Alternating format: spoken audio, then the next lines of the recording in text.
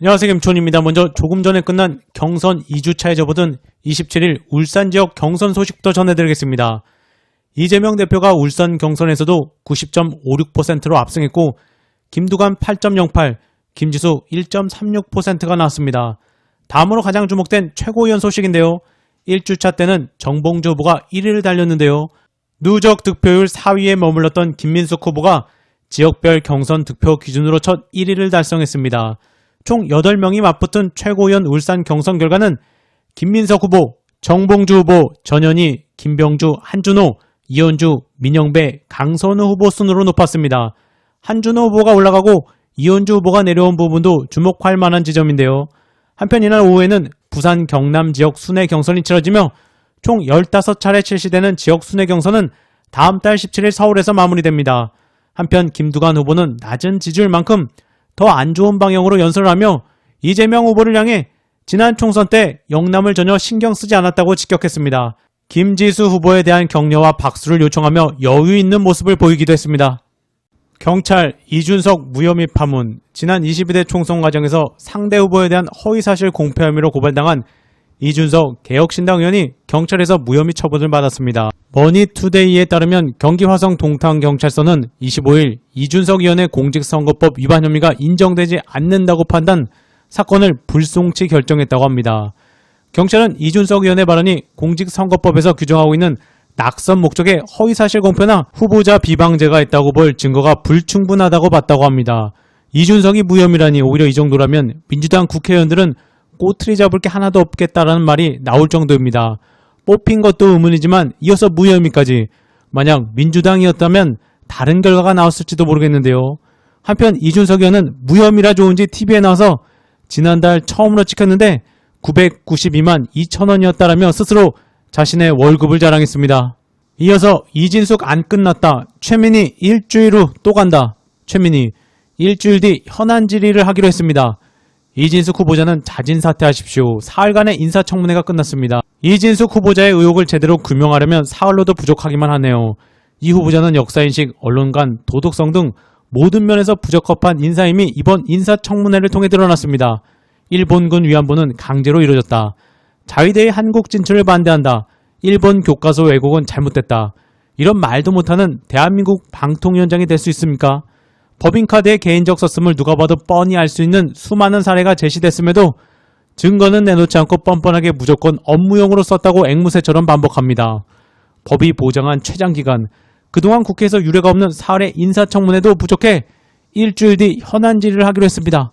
최민희, 아무런 자격도 없는 이 후보자 지금이라도 자진 사퇴하십시오. 한편 오늘 과방위는 주말임에도 이진숙 후보자 법인카드 유용 의혹 관련 현장 검증에 나선다고 합니다.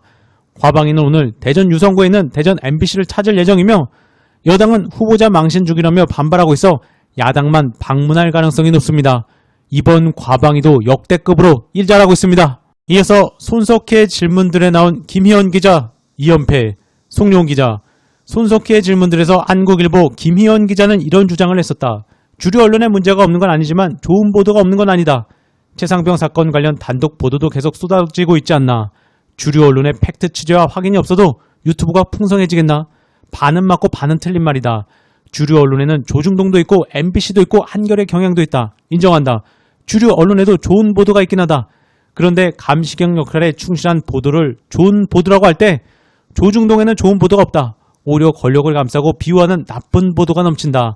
윤 정권을 비판하는 보도 역시 겉은 비판이지만 한꺼풀 벗기고 보면 동업자 또는 후견인 언론으로서 또는 이해관계를 같이 하는 기득권 언론으로 보수 정권을 걱정하는 보도다. 최상병 관련한 정권의 비판적인 단독 보도를 조중동에선 거의 본 적이 없다. MBC와 JTBC와 한겨레가 거의 유일하다. 한국일보는 잘 읽지 않아 어떤지 잘 모르겠다. 권력의 비판적인 보도가 많아진다면 한국일보를 가장 먼저 찾게 될 것이다. 나는 매일 조선일보를 본다. 돈 내고 볼 수는 없어서 도서관에 가서 본다. 조선일보가 좋아서가 아니고 언론다워서도 아니다. 조선일보가 어떻게 국민을 속이고 홀리는지 감시하기 위해서다. 그런 신문이 없어져야 국민이 주류 언론을 신뢰하게 될 것이다. 이재명을 지켜주시고 그에 못지않게 준비된 우리의 대통령 후보 이재명을 대통령으로 만들어주기 위해 단단하게 버텨주고 계신 울산의 동지 여러분께 함께 대통령을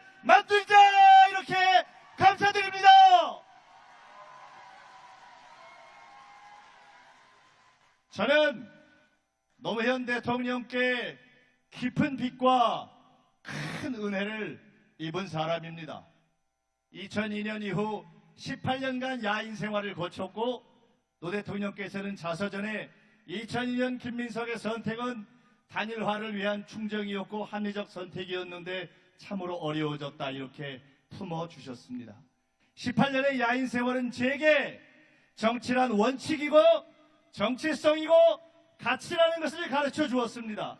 18년간 바닥을 기지 않았다면 저는 이재명 대표의 체포동의안이 협잡이다 이렇게 질타하고 이낙연 대표의 신당이 사쿠라다 이렇게 질타하고 우리 당이 당원 주권의 길로 가야 한다고 국회의장 선거 후에 바로 여러분들과 함께 새로운 원칙의 길을 갈 수가 없었기 때문에 지난 18년의 고난을 감사하게 생각함을 말씀드립니다. 북풍정국을 헤쳐가야 합니다. 탄핵을 원하십니까? 그 길을 체계적으로 따박따박 치밀하게 실수 없이 열어가야 합니다. 대통령의 부인 김건희를 법정에 세우기를 원하십니까? 치밀하게 반드시 해낼 전략이 필요합니다. 재병 특검을 원하십니까? 2번 무너졌지만 3번, 4번, 10번이고 반드시 찍어서 무너뜨리겠습니다. 무엇보다도 다음 지방선거 울산시장 선거의 승리를 원하십니까? 이겨내야 합니다. 무엇보다도 그 모든 싸움의 종착역 나라를 살리고 국민을 살릴 이재명 대통령 만들기를 원하십니까? 김민석은 딱 한 가지 이유 대통령을 만들기 위해 나왔습니다. 저는 가장 자신 있는 일이 한 가지 있습니다. 우리가 해야 할 일은 단일 종목이 아닌 종합 종목이고 개인전이 아닌 단체전입니다.